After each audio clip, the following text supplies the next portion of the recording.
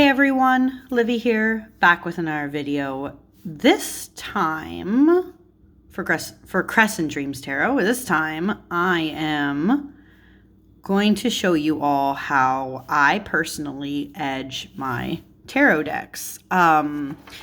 This was actually, I think somebody actually requested this a long time ago in my comments. I don't remember which video, but it was when I was talking about how I edge decks. I think it was in maybe my Help Me Mod video. When I was trying to vote on colors, someone asked, hey, do you have a video on how you do this? And I'm like, oh, maybe I should actually film one. For this video, I have, the Dungeons and Dragons tarot with me, because I have been wanting to edge this. So this is double the chance, to show you guys my process of how I do this. So when I think about edging a tarot deck, I don't do it too often, but when I do, I'm kind of extra. You guys have seen this in my Help Me Mod video. If you have, I usually make like a swatch, kind of, right? A color swatch of possible options I could use for each deck that I'm going to do. In this case, because the Dungeons and Dragons tarot has a lot of black, it's a lot of black and then barely some gold accents. These are the colors I was thinking of edging my deck in. So when I do this, first I assemble, right, any kind of marker and such that I think could go well to match the colors of the back. Usually when I edge a deck, personally, I'm looking at matching from the back. Now, sometimes I will think about like what colors are more seen in, colors that are more seen in the actual cards, but often I go with just back matching. So in this case, I did include these two other colors just so you guys can see my process of like, I will just pick any old marker at first and I'm trying to match back. I did contemplate putting a more gold color in, and I go like this kind of too. So I go and I match. Now this is the closest, obviously, but I decided I don't want that color anyways. I just did it for fun, just to look through. And then once I have like all my swatches, like the different types of markers or such that I'm going to use, I usually put it right up close and I'm trying to see which one matches the best. Sometimes, again, I'll do colors that are in similar, even though this isn't like, as you can see, it's more brown.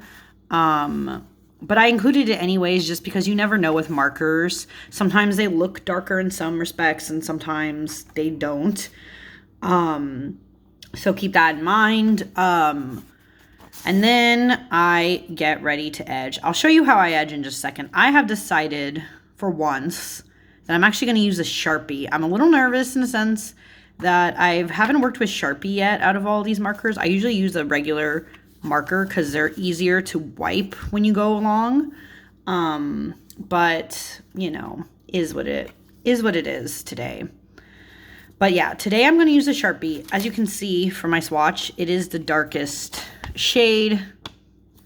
It has more of the tone I want with the rest of the deck. Okay, and those who are wondering about markers, by the way, you could literally use any old marker you have. I know some people really like fancy ones. You don't honestly need that. The only thing I would honestly recommend to you when it comes to edging, and things that I've noticed and found, is that if your marker or such that you're going to use has too much like extra water and liquid or whatever in there, it's going to take longer for the edging to take, and you have a chance more of it running off all the time on your hands. So keep that in mind. That's why a lot of people also do like Sharpie, but again, is what it is. But anyways, once I have figured this out, right, I'll move some of the cards. I have my deck, or I have my card. If I'm going to edge, There is kind of like, I don't know how to explain it for me. I found that going like in this direction, see how I'm not like completely straight this way or completely straight this way. I kind of tilt on a slight edge that's easier for me to get the whole edge. And then I go along. Usually I'll go along this way though, so that the back is facing up. Just because, again, it's easier to see, like, if you make a mistake or your marker gets all shaky, you know. But yeah, so I go in, and I'm going to do it also, I mean, I'm kind of like looking at the camera a bit, but I also want to go in and see from where I can see. And then I take the edge. Now, what's interesting is, as you can see, I kind of messed up here, but different markers have different edges that make it like sometimes easier, sometimes harder to edge in the deck. And I'm going to fix it off camera just so you guys can know. What I would say is that depending on your card, some cards are easier to edge than others. For instance, when I went through with my Sharpie, see how messy that is? It might not actually work as well. So sometimes you might have to go through a second layer, or be careful about what Sharpie you're using. And I can already tell that I probably need a different one.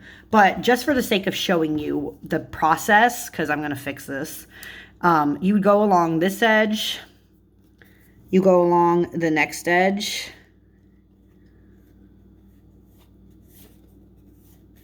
right? You go along the next edge, and the next edge. Then you need to leave it, okay? Leave the card. I know you really, you'll probably want to get the process done as quick as possible, but don't do that. You need to leave this, even if it's a Sharpie, you need to leave this for at least a few hours to let the marker seep into it, okay? So that's what I normally do. I let it seep. So usually if I'm trying to edge a whole deck, what I would do is, you know, I'd have like videos on. Hey, it could be YouTube videos, or I have a show on, or maybe I'm like, you know, some other thing like a movie, and I sit and I edge the whole deck. This whole process, by the way, can end up repeating itself, right? So say you go through your whole first round, like say I had all my deck, all my cards laid out, okay? They were drying for at least 3 hours. I go back to it, right? I go back to the cards, pick them up again, do a whole other layer, depending on the cardstock, right? You still have to set that for another 3 hours. I know that's a process, but the thicker your cardstock is, the more layers you will need to do. And I can give you an example of this, for instance. You know, like Los Scarabeo cardstock, or even older Llewellyn, because I have the Raven's Prophecy Tarot. I found that the thinner the cardstock is, the less layers you need to do. So I could tell you now, because the cardstock on this deck is thicker, right? Thicker cardstock. It actually has like a very visible line. To edge this, it's going to take me a few layers. Which again is like that's kind of a part of the process. But it's kind of worth it because you can have just some beautiful, beautiful edging. And I'm trying to see, oh, none of the decks I have here. Give me 1 second. I'll show you. So,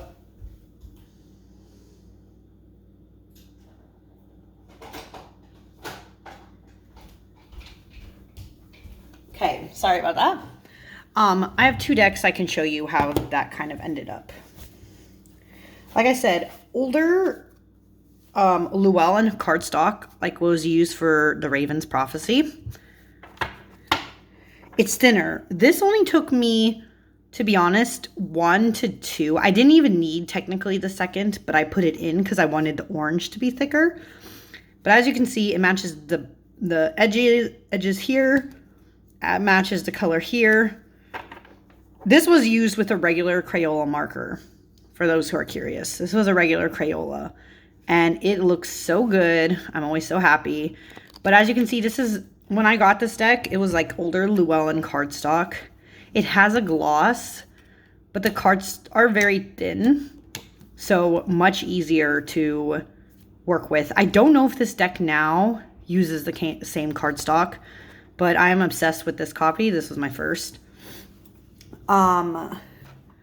Whereas the mini Nicoletta Ciccoli, because this was a mini and not a regular Lo Scarabeo card, right? My edges, this actually took me a few layers because I was trying to darken this color, and also because it's slightly rougher cardstock, whatever they're using for their minis, than the regular Lo Scarabeo, just saying. So this one took me about 2 to 3. And as you can see, even then, there's like spots where I kind of missed. And again, that has to do with the edges. If the edges are too rough, like this one is rougher of a texture, it's harder to saturate. But I would caution you against oversaturating your card anyways, because, you know, it becomes a mess. It all comes off in your hands. It's not great. But I love the way that this came out for me. I was color matching. I wanted the red, so I put the red in it, and I put this with intention because I wanted it to look like those old books. You know, the old books that had like the edging in that old red. So that's kind of the vibe I went for, and I really like how it turned out.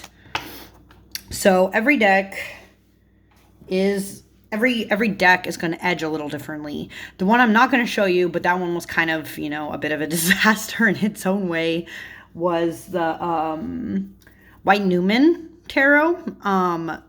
That one, Liminal 11 cardstock, or at least the one they use for the White Newman, is very thick. So some decks are very resistant to getting edging done to them. But it's up to you to decide if a deck really deserves to be edged. But that's kind of my process, okay? So I'll flip it back. First, I like to make color swatches. I decide what colors I want to go that match with the backs of the deck. Assemble my markers, try them out. Then I pick one. I go all the way around. 1, 2, 3, 4. Leave it for a few hours, and then look at the edges like all together. Like put the deck all back together like this. Check how the edging is, and then if I need to, depending on thickness of cardstock, I go back in to another layer, leave it for a few hours, and then it should be good. And remember, the more water in your marker, the longer you'll have to wait in your time also. But yeah, that's kind of how I edge my decks. So the next time you guys see this deck around, it will be properly edged. I wanted to do it quickly. I need to get a different Sharpie that has more ink in it, because this one was not. But anyways, thank you all for watching. And I hope you do try to edge your decks. Just, again, be careful. Go slow, too. You don't need to rush as you go around the corners. Really take your time so that it looks nice, right? And you have a product that you like. So, again, thank you all for watching, and I will see you again next time. Bye!